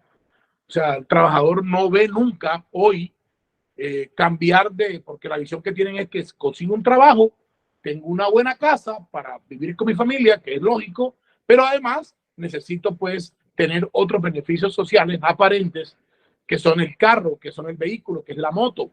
Ese es el sueño del trabajador normal que uno, en el ámbito de lo que uno detecta, encuentra eso. Entonces, decirle hoy que por todo lo que estamos hoy evaluando, analizando y que nos trae Tatiana con mucho detalle y con mucha claridad y experiencia, es que pensemos en que La Guajira, que tiene 38 grados de temperatura, toda la población debe moverse en bicicleta. O sea, cuando aquí la gente lo que sueña es con el carro, no solamente para transportarse, sino para andar cómodamente con el aire acondicionado prendido, que también es un contaminante pues al medio ambiente. Entonces uno dice bueno, ¿cómo todas esas percepciones o realidades que tiene la gente desde la perspectiva de lo socioecológico, lo sociocultural, empezamos a cambiar el chip de las personas, de los compañeros, de los trabajadores, del vecino, de todo el mundo que vive en esta Guajira árida, de mucho sol, de mucho calor, y que tienen que necesariamente empezar a visionar cómo aún en las condiciones que tenemos empezamos a modificar la forma de vida que tenemos hoy. Entonces, ese es un punto que quería dejar ahí. Yo sé que hay experiencias en el mundo. Holanda es una, como lo contaba Tatiana, que tiene mucha experiencia porque ha evidenciado la realidad de los cambios que se han dado en muchas partes del mundo, pero que necesariamente lo que toca empezar a visionar es cómo ese cambio cultural mental del residente, del que vive, del que nació en las zonas hoy donde se generan los procesos extractivistas, empezamos a cambiar y a visionar, como lo dijo Tatiana, que hay experiencia de procesos propios de las comunidades. El tema del pacto social del sur hay que profundizarlo, hay que aprender más sobre eso, porque hay que empezar a visionar cómo de verdad nosotros como comunidad empezamos a garantizar, a exigir, perdón, la garantía del Estado sobre el tema de soberanía alimentaria, el tema de las deudas externas, que necesariamente toca que sigan llegando empresas multinacionales a hacer depredación del medio ambiente y de los ecosistemas de nuestras regiones, producto de un negocio extractivista que le permite grandes dividendos a ellos, y solo dejan a veces, si uno saca las cuentas, es el empleo, unas condiciones óptimas, de pronto secuenciales de los trabajadores, pero al final hay una estela de enfermos y de situaciones propias de los trabajadores que nadie responde.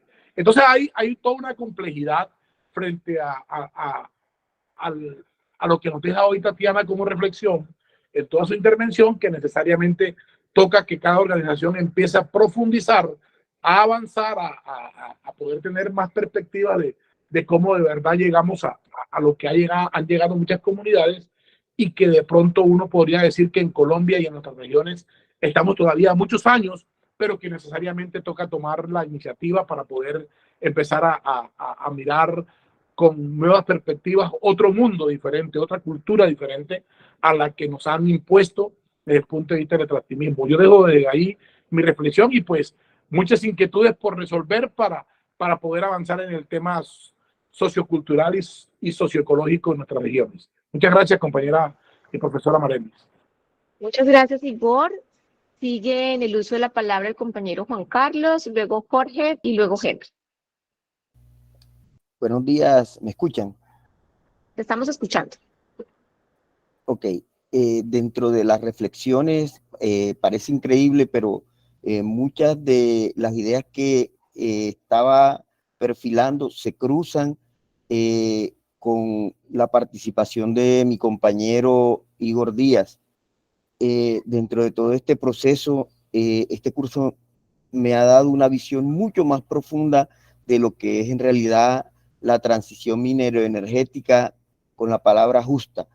Dentro de todo este proceso, Igor lo decía, los mismos trabajadores mineros no tenemos conciencia y le exigimos a la organización sindical que siga peleando por ser una organización extractivista sin tener en cuenta la necesidad no solo del mundo, y es entendible, nadie quiere perder su trabajo, pero haciendo una reflexión y a nivel mundial vemos que hay un egoísmo con respecto al uso de la energía. Todos creemos ser conscientes de la problemática del cambio climático y de la necesidad urgente de tomar medidas, pero creo que hasta ahora nadie ha renunciado, como lo decía Igor, a la posibilidad de hacer un ahorro energético desde el punto de vista personal, familiar, que podría aportar algo precisamente a ese ahorro energético. Con respecto a la transición, hemos estado en varios cursos, hemos estado en cursos de retrofit, es la conversión de vehículos a gasolina a eléctricos, y eso nos plantea más dudas y más retos que en realidad la posible solución. O sea, la inversión de un vehículo en un vehículo de modelo antiguo de 80, 90 millones de pesos para convertirlo a eléctrico, nos pone a reflexionar si hay la posibilidad de asumir ese costo por parte de un particular para hacer esa transición y esa protección del medio ambiente. y nos deja la duda de si realmente estamos preparados como país tercermundista, como país que de una u otra forma tiene la obligación y la necesidad, pues estamos en manos de los mercaderes de la energía, los cuales en este momento nos están poniendo condiciones, no solo a nosotros, sino al resto del mundo. Creo que nosotros no somos conscientes de nuestro papel en el engranaje mundial, en la producción de energía, de riqueza, e incluso en el papel de la dominación, como lo decía en algún momento la doctora, porque la energía se ha convertido en un elemento de dominación de una parte del mundo, de una pequeña parte del mundo al resto del mundo. Tu energía es mía, tus recursos son míos, yo los exploto, te pongo las condiciones y tú tienes que aceptarlo. Desafortunadamente, en el mundo hemos optado o hemos creído que el mundo funciona de esa manera y que de esa manera hay justicia. Yo me siento contento porque me dan la oportunidad de trabajar y no soy consciente de que mi trabajo hace parte del engranaje de la riqueza del mundo.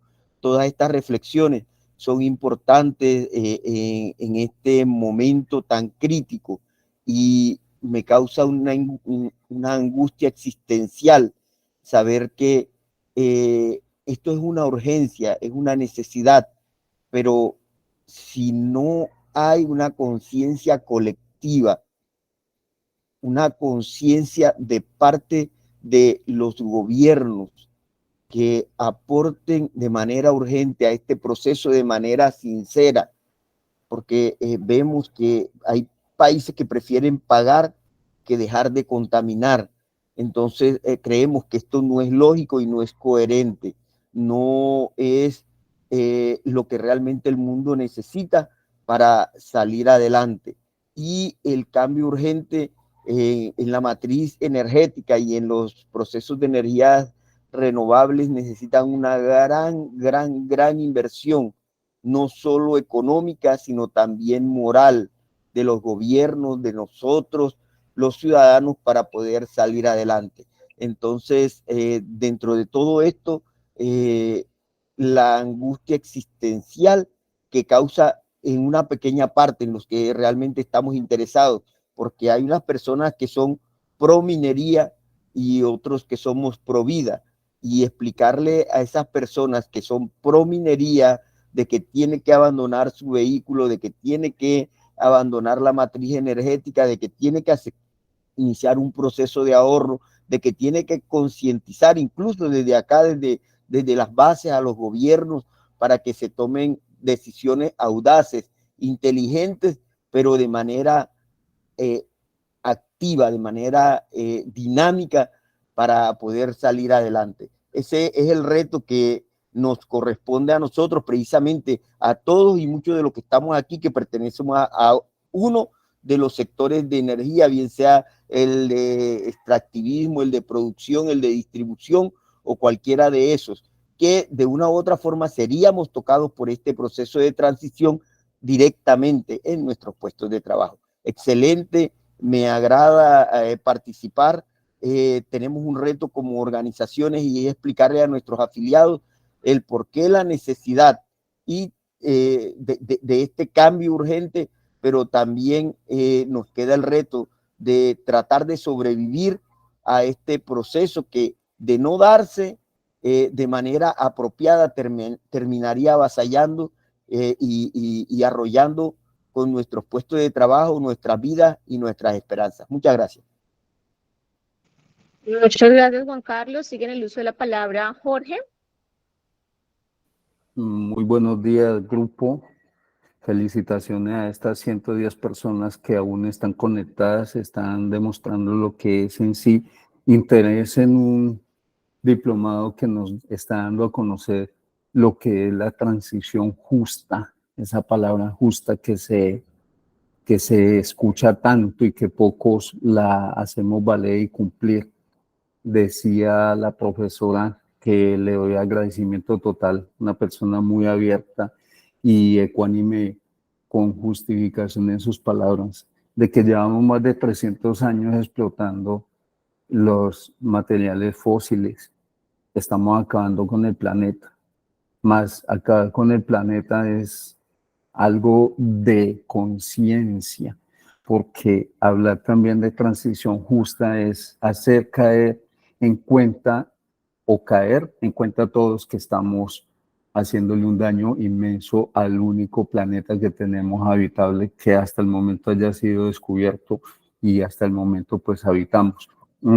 Hacer caer en cuenta las empresas y los sindicatos del trabajo mutuo de la mano para que esto cese es un proceso muy duro, muy difícil, porque existimos personas vinculadas a empleos que tienen que ver directamente con la explotación de fósiles. Tenemos lo que decía el compañero Juan Carlos Solano, las personas que trabajan con la minería, las personas que trabajan en la extracción de petróleo, decir, las personas que trabajan en la extracción de petróleo son personas que devengan unos salarios, los que son directos devengan unos excelentes salarios, y llega un momento de que eso va a cambiar, a nadie le va a gustar escuchar de que se van a perder más de 9.5 millones de trabajos, pero que se van a generar otra cantidad superior, pero con mejoras, con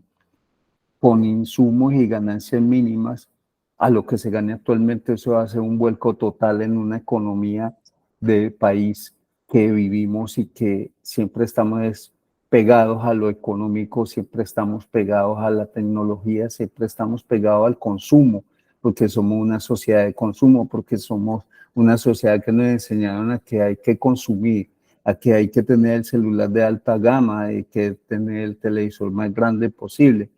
Todo esto nos implica que este cambio que se viene va a ser tremendamente difícil, y las entidades, vuelvo y lo repito, todas las entidades tenemos que cogernos de la mano y abordar esta situación, porque de nada nos ganamos tener una buena casa, tener un buen televisor, un buen celular, si no tenemos un buen planeta donde vivir. Si tenemos islas, decía la compañera ahora, tenemos islas de basura, tenemos islas donde se puede caminar sobre los desechos plásticos.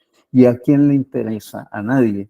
Solamente las personas de pronto que vivimos en zonas insulares, que de pronto nos desplazamos, como me pasó en estos días que me desplacé a ver las ballenas en el Pacífico y la lancha se montó en una de estas islas flotantes y tuvo un daño grave en el motor. Entonces son daños que estamos haciendo, y tal vez a conciencia. Las personas hoy en día piden un jugo, una gaseosa, y lo primero que hacen es colocar el pitillo. Si se unieran todos los pitillos que caen a las aguas del mar, se le podía dar 50, 60 vueltas al mundo con ellos, entrelazados. Y eso nadie lo ve, nadie lo tiene presente. Vivimos en un mundo de contaminación. Les agradezco infinitamente este diplomado, ha sido de mucha importancia, mucha lectura se está dando, es bastante complejo, lo estoy haciendo de todo corazón, he avanzado bastante y sé que todos los que están conectados en este momento lo están haciendo, y es algo que lo vamos a agradecer infinitamente. Gracias a la Redal, al Centro de Solidaridad, gracias a Justicia y Libertad, mi preciosa profesora Maricelis, el doctor Diego López, y todas ustedes y todos ustedes que están participando de este diplomado. Sigamos adelante y colaboremos de corazón. Muchas gracias, dejo ahí. Muchas gracias, Jorgito. Sigue en uso de la palabra Henry y luego el compañero José. Buenos días a todos los presentes. Bueno, tengo muchas expectativas respecto a este diplomado, sobre todo por el tema principal, que es la transición justa energética.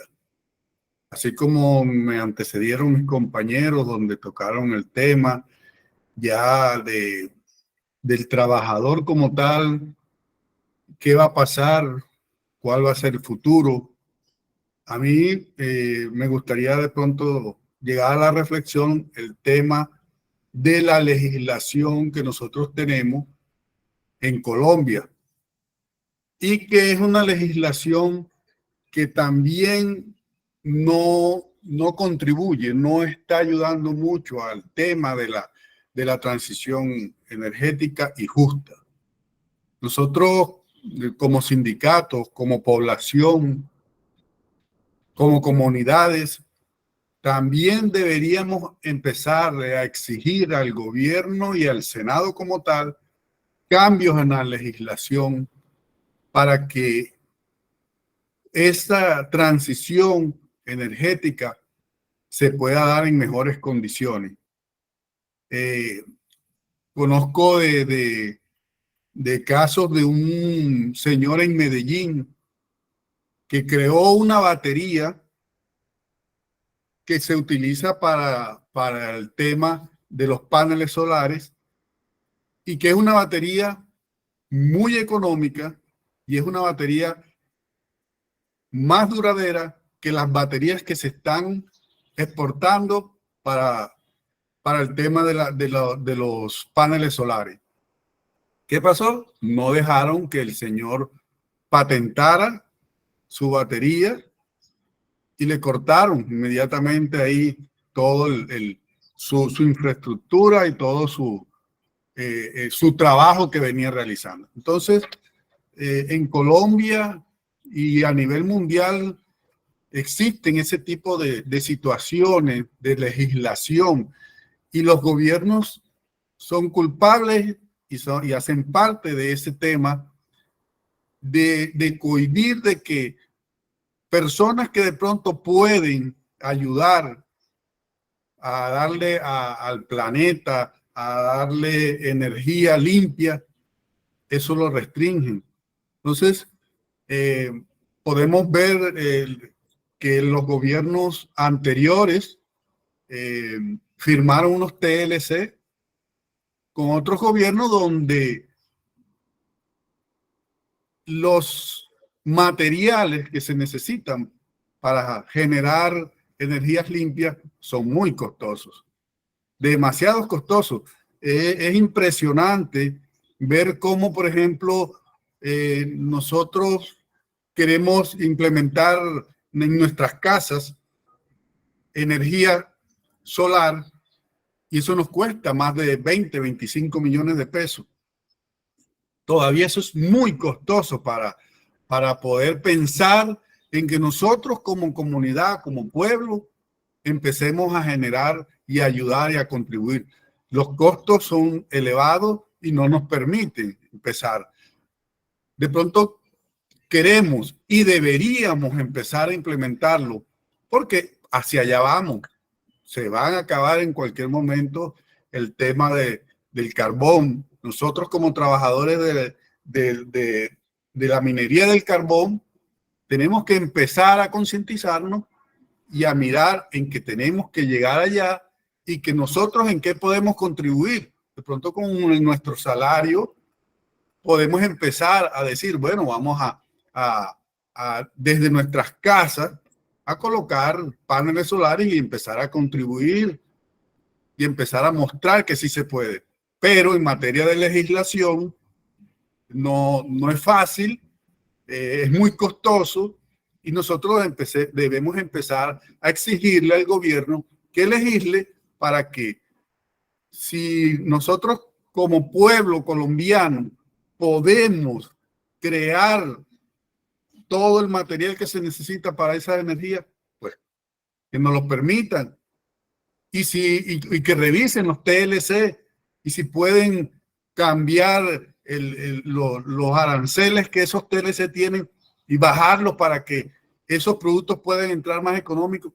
Todo eso me gustaría que nosotros como organización, como pueblo, como comunidades, empezamos a exigirle al Senado que legisle a favor de las energías limpias y renovables. Gracias por la atención. Muchas gracias, Henry. Continúa José y luego Osvaldo. Muy buenos días a todos, compañeros. En primer lugar, darles las gracias también por permitirme la participación dentro de este importante evento.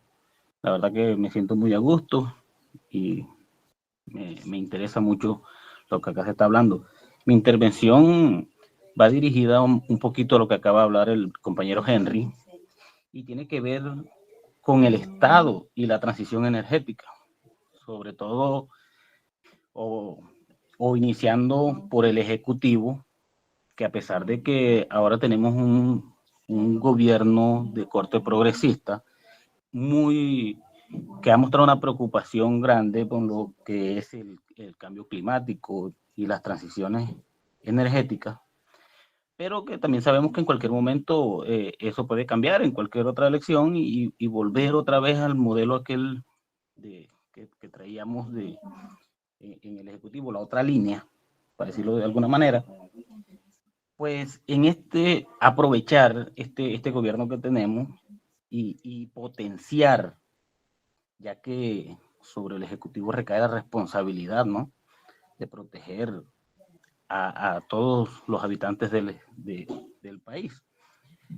Y por otro lado, como decía el compañero Henry también, el legislativo que debería encargarse de promover las leyes en pro de la transición energética.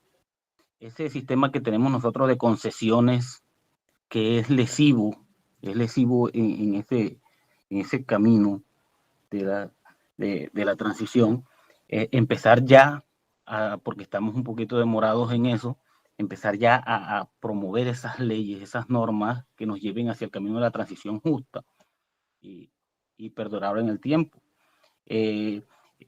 Presionar incentivos por parte del gobierno, presionar sobre la educación ambiental. Me parece importante que a nuestros niños, las nuevas generaciones, se les vaya inculcando a través de la escuela, en los métodos de formación, la educación ambiental, que es preponderante. Eso es importantísimo, que las nuevas generaciones vayan formándose en ese ámbito.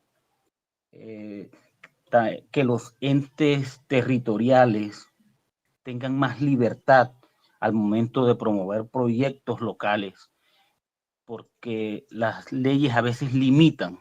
Hay personas que tienen muy buenas ideas y los entes territoriales pudieran promoverlos, pero están maniatados porque las normas no se lo permiten.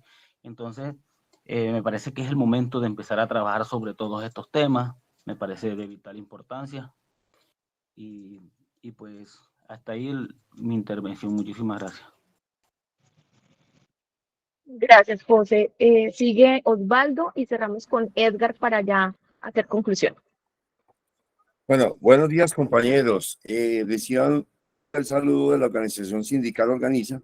Nosotros estamos en el sector de energía eléctrica de alto voltaje en Colombia y específicamente sobre el tema y hablando concretamente de Colombia y considerando que las relaciones de poder actual son centralizadas y patriarcales, entre ellas la de la energía, me parece importante para un mejor entendimiento y comprensión del tema de transición energética justa, aclarar muy bien que una cosa es la matriz energética y otra cosa la matriz eléctrica. Esto porque la derecha en sus reiterados discursos de oposición tratan insistentemente de apalancarse en la actual matriz eléctrica para tratar de menospreciar la necesidad de un cambio de la matriz energética. Entonces, me parece un asunto ganador poder en los próximos, rápidamente, poder diferenciar entre las dos matrices, porque muchas discusiones erradamente se llevan a través de la matriz eléctrica y esta es solamente un subconjunto de la matriz energética. Y ustedes saben que tenemos una matriz eléctrica, entre comillas, muy limpia, porque es más o menos 60 o 70% de la energía, y digamos que eso desestimula o digamos la oposición trata de acabar rápidamente las iniciativas de una necesidad de matriz energética con este discurso. Muchas gracias, compañeros. Gracias a ti, Osvaldo. Edgar. Sí, compañeros, muy buenos días. Si se va la señal, les ofrezco disculpas que estoy por aquí en campo y la señal un poco débil. Bueno, el compañero Osvaldo acaba de decir algo muy cierto, pues que formaba parte de lo que iba a decir. hay que diferenciar los dos tipos de matrices, pero sobre todo tener en cuenta que el punto de partida nuestra, el punto de partida de todo esto que estamos llevando a cabo es la matriz energética. Esa es nuestra carta de navegación. Precisamente yo en estos momentos estoy en un proyecto solar aquí en el municipio de Ciénaga, Magdalena. Entró en operación el día de ayer. En estos momentos estamos, para su conocimiento, estamos empezando a inyectar carga al sistema eléctrico de aire aquí en la zona de Ciénaga. Y durante el desarrollo de todos estos procesos de este proyecto se ve que hay que darle mayor factibilidad de ingreso al usuario para que tenga realmente energía aunque es confiable, tenga acceso económico con mejores costos, porque en estos momentos todos estos proyectos los están llevando a cabo son particulares. Y eso no nos va a abaratar el costo del kilovatio hora, ni se va a ver reflejado, el usuario final no va a ver reflejado realmente el cambio transaccional que va a haber en cuestión de la energía renovable. Y sobre todo se da cuenta uno de estos proyectos que hay un tema que no se ha apalancado mucho, que es el relacionado con la seguridad y la salud de los trabajadores, sobre todo los trabajadores que forman parte del montaje de estos proyectos, porque durante el proyecto están expuestos a mucha radiación. Y el contratista, el inversionista, desconoce de muchos temas en materia de seguridad y salud en el trabajo. Entonces creo que eso debe ir todo unido para que todo se haga justo, responsable y con las comunidades por delante, que creo que es lo más importante. Un gusto estar aquí en este escenario, compañeros, y muy amable por su atención. Muchas gracias, Edgar. Bueno, cerramos este ciclo de intervenciones para señalar, entre otras cosas, que tal como lo decía Tatiana, parte de las conclusiones de su exposición tiene que ver con la diferencia entre lo que implica el cambio de la matriz minero-energética y la transición.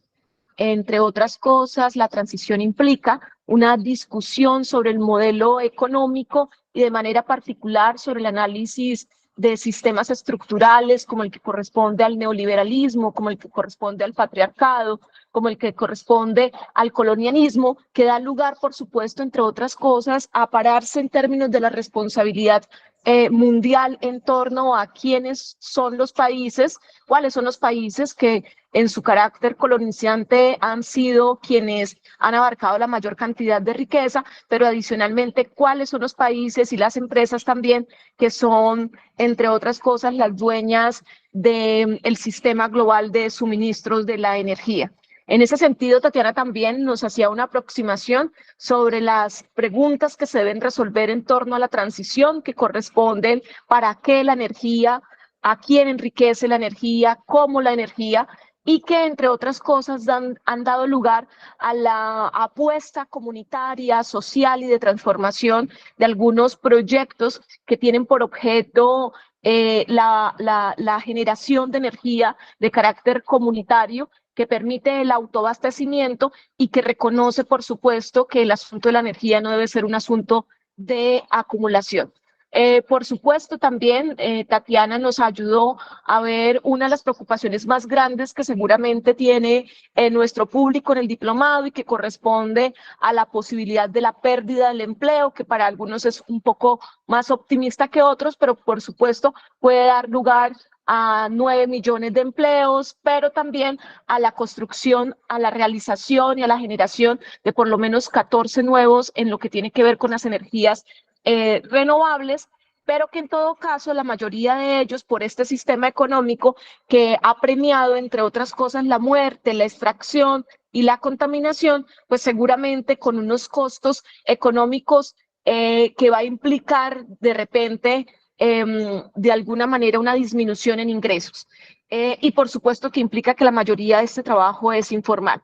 Esto nos pone en la necesidad de avanzar, como bien nos dijeron algunas de las intervenciones, en cuáles son las obligaciones del Estado, de cómo efectivamente el tema del trabajo en Colombia se volvió un tema de la realización del resto de los derechos humanos, de cómo también discutir sobre una modalidad de desarrollo autónomo, autosostenible, que permita la generación de justicias en los territorios, de cómo efectivamente estos cambios son cambios de carácter cultural que muy seguramente deben ser también transversalizados por la educación y en donde seguramente muchos escenarios jugarán un papel protagónico en términos de la construcción de una nueva ciudadanía para la vida. En ese sentido, cerramos nuestra clase del día de hoy. Por supuesto, agradeciendo infinitamente a Tatiana, no sé si quiere hacer alguna conclusión final por esta jornada maravillosa con la que dimos apertura a nuestras clases virtuales. Bueno, muchísimas gracias, Marely. Muchísimas gracias a todas y a todos por haber estado tan atentos y sus comentarios fueron muy importantes. Yo quisiera decir un par de cositas, digamos, de los comentarios que se hicieron. Cuando yo hablé, digamos, de este mundo como una civilización petrolera que de alguna manera ha impregnado todo, hay algo, y que Igor y los demás compañeros que se refirieron a eso lo dijeron, y es como también, digamos, no fue simplemente lo que nos impuso en términos materiales, sino lo que nos impuso en términos de deseos.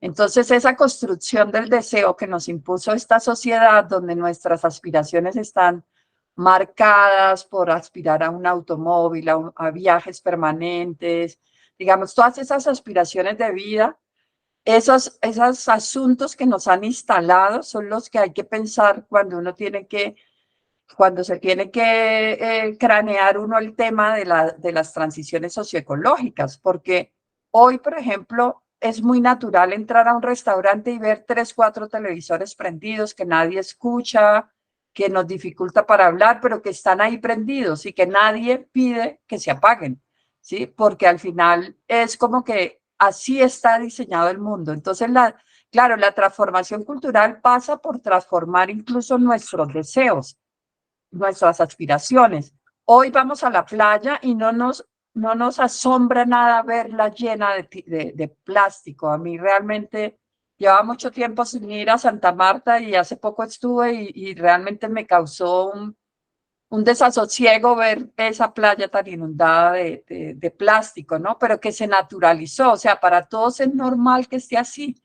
O sea, es como que nadie dice, oye, pero ¿por qué tiene que ser así? Entonces creo que ese es un tema que lo pusieron muy bien, obviamente, educación, políticas culturales, transformaciones cotidianas, todo ese tipo de cosas. Segundo tema, así rápido, el tema de legislación. Efectivamente, la transición energética en nuestro país tiene un reto enorme y es la transformación de esa legislación que está diseñada para las transnacionales. En el sector eléctrico es clarísimo. Entonces, si queremos, digamos, que descentralizar la energía, si queremos cada uno poder acceder a eso, obviamente tiene que haber una transformación, tienen que haber incentivos, tienen que haber una serie de asuntos. Y sin duda, digamos, el debate hay que tener claro los conceptos que supongo que lo van a ir trabajando en el diplomado, Marely, lo que decían los compañeros sobre la matriz eléctrica, que es sobre la que siempre se sustenta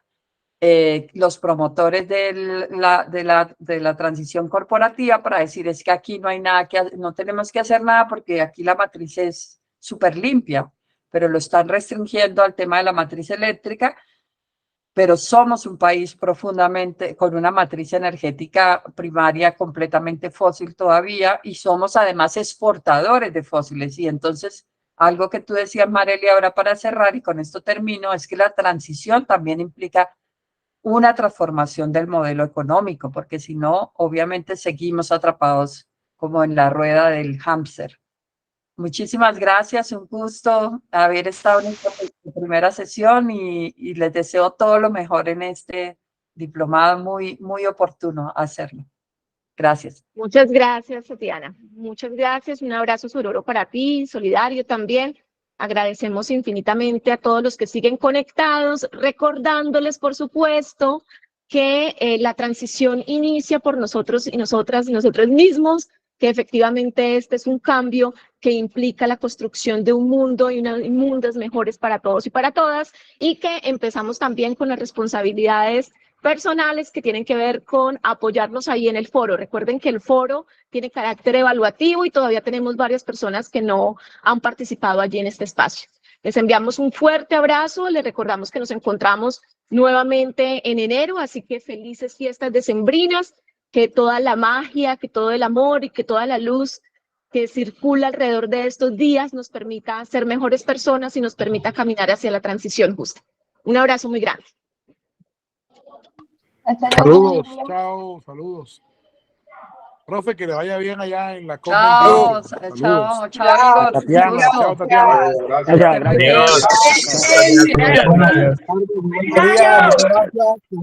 Muchísimas gracias. Feliz Navidad.